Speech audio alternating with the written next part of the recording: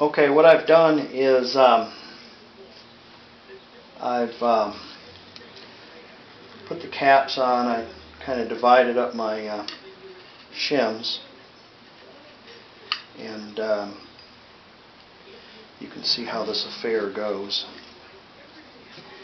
And divided my shims up to 89 to 91 thousandths is what I have between the four sets, and that's the best I can get.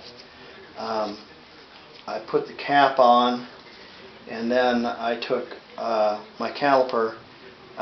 Incidentally, I was really excited when I got this caliper. I bought it at Harbor Freight, and it was quite inexpensive. And then I used it one time, and I got home and I dropped it and broke the screen on it. Nevertheless, it still works.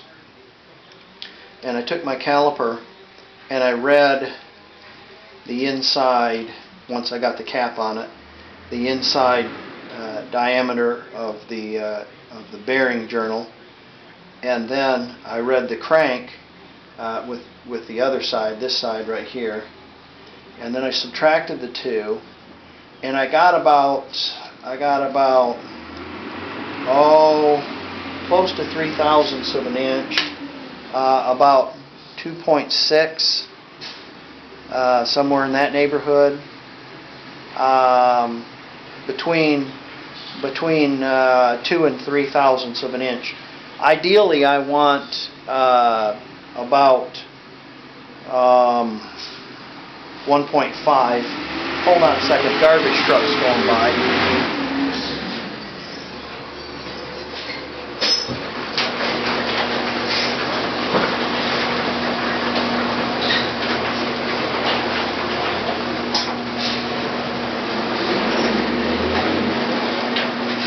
Ideally, you want your bearing clearance. You want about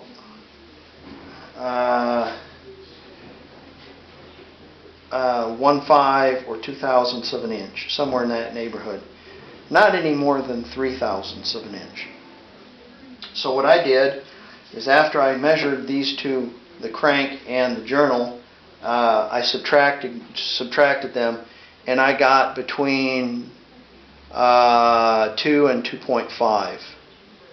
And then what I did is I took some Plastigauge. You don't know if you ever used Plastigauge or not. It comes, you have to buy a whole package of it. Some of it's heavier and some of it's thinner. And the green, I believe, is thinner. Yes, it's thinner. And this is 1/1000ths to 3/1000ths an inch clearance range. And what you do is you cut yourself off about an inch of this, and you open it up, and there's a fine little plastic wire of sorts in there. And what you do is you lay this across the bearing cap, put a little oil on it, make sure everything's clean, and you lay that across the bearing cap like that, and then very carefully you put the rod on the crankshaft and the bearing cap on with your shims, and you tighten that up and you torque it to what it's supposed to be at.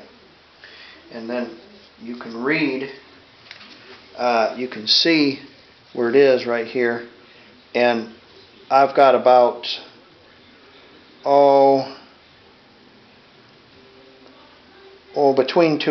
between 1.5 and 2/1000ths of an inch, somewhere in there, 175, something like that. On the other one, it's a little less slack. It's in the neighborhood of 2, but both of them are within tolerance. You don't want anything more than 3/1000ths of an inch. If your oil pressure doesn't read enough with the correct gauge is another thing there. You can buy these aftermarket Indian gauges or Chinese gauges, and they won't read right. I don't know what the exact amount of oil pressure is. It's very low. It's only 15 pounds or something like that. I don't know exactly what it is, but it's not like a Chevrolet 350 engine with 40 pounds oil pressure. It's got very low oil pressure. The engine runs at about maximum 1,000 RPM. So I think our bearing clearances are going to be okay. these bearings are kind of marginal. There is some flaking on this one bearing.